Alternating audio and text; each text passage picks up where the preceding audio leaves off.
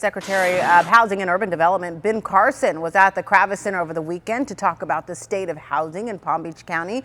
Timothy Wheat from Pinnacle Housing Group was there. Thank you so much for coming in to share some of your thoughts. Nice to see you.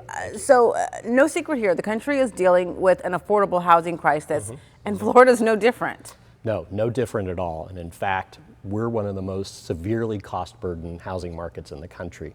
Dr. Carson brought some interesting statistics that are worth noting about the national scope of the problem.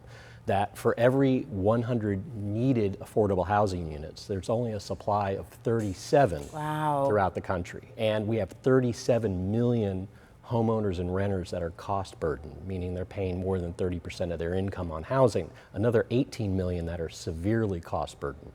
Meaning more than half of their income is being spent on housing. And what's pivotal about this is because we're pitting ourselves up against big markets, New York, Chicago, San Francisco. We're right there in the mix. No, we are actually worse than most of those markets. We're in the top 2 or 3 in terms of housing unaffordability. So this is a serious problem.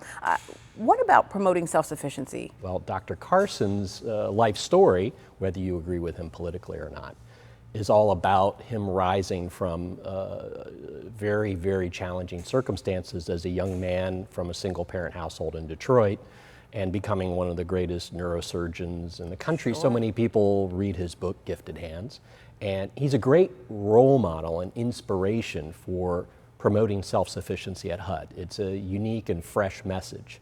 But what I think a lot of people in the housing advocacy world are looking for is some specific policies behind his push towards self-sufficiency. Now, he talked about a couple of things. One was promoting the reduction of red tape and zoning regulations and parking regulations to better facilitate the development of more affordable housing, to make it easier for the marketplace to go out and solve a problem that government hasn't, in his opinion, solved as well. Well, still a great area there. NIMBYism, that's not in my backyard.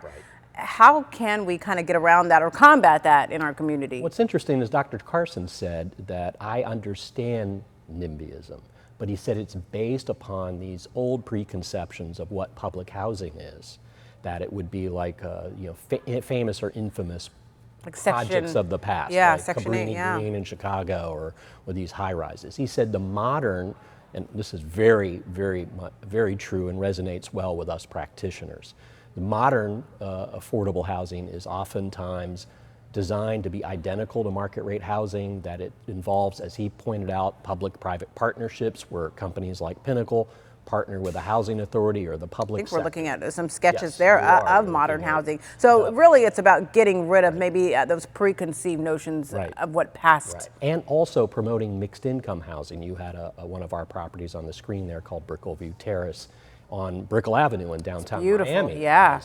Luxury you would never market rate units and affordable.